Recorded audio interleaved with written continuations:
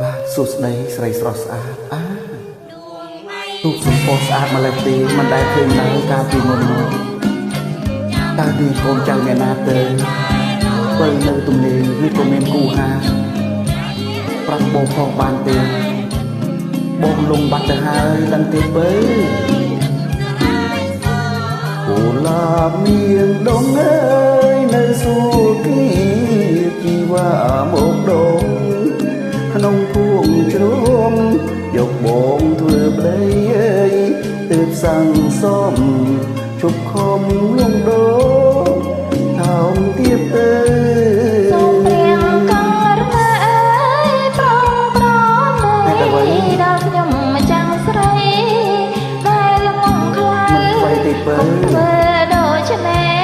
សូមថយចេញទៅមិនថយទេក្រែងគេឌីលផាដោយតែរឆាបងបានអើយឃើញស្រីកំកាញ់ជ្រោលដុតរលរូបបងណាកូនយ៉ាងស្រឡាញ់អូនណាងអើយទ្រាំពុំបានកូនយ៉ាងស្រឡាញ់អើយបងមកទៅសូមព្រាងកងរណាអើយមេត្តាប្រងយ៉ាងមិនទៀតហើយសំដងដល់ខ្ញុំ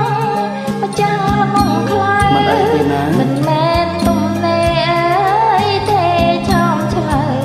ខ្ញុំត្រូវជាប្រអើយពុនគេទៅហើយប្រពន្ធគេទៅហើយតាំងប្រពន្ធអ្នកណាទៅបើអាចប្រាប់បងទៅបានទេតែមិនធ្វើទេអំណាចដាច់ត្រាញ់ឲ្យតែអូនព្រមស្រឡាញ់បងមិនយកឲ្យបានណាសាទអើយសាទស្រងស្រងស្រងស្រើមចំណាច់ជុំពើមស្រស់ត្រានត្រៃស្រឡាញ់បងចងអើយមិនខំឡើយអំបូរនេះហើយដាច់ត្រាញ់ផែនដីសូមព្រាងកងរណាអើយមេត្តាប្រងមិនខ្វៃទេពើក្បិនខ្ញុំម្ចាំងមានប្តីឈ្មោះបងម៉ាំងភើងអើយម្ចាំងចិនស្រីប្រពន្ធម៉ាក់ធើអីព្រះអង្គអើយធ្វើដូចឆ្មាំងអំណាចអើយបុត្រស្ដេចអើយត្រាញ់ផែនដីធ្វើអ្វីសោកខ្មៅត្រូវឥតខំ